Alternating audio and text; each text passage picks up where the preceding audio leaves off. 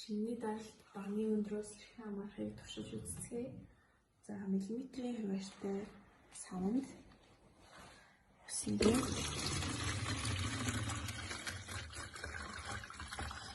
5 см дээр нь цаасан байгаа.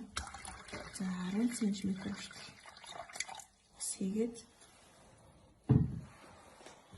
аль цэг тусах эцгээс хийлж гойчгийг харцгаая. За 10-аас эхлээд багасаад явж байна.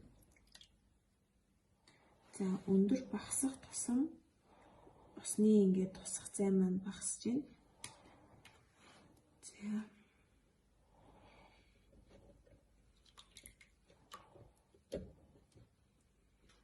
За одоо 15 см дээр хэр ол тусгая.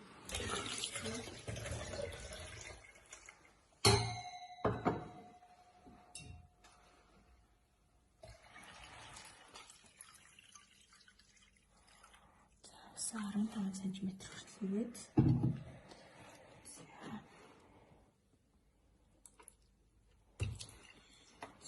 15 см-аас эхлээд ингээд наашлаад явж байна. За ингээд өндөр багасах тусам усны маань тусах зай наашаага ингээд явштууд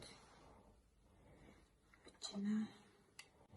Тэгэхээр шингэний даралт маань багны өндрөөс их хамаарчгийг туршиж үзлээ.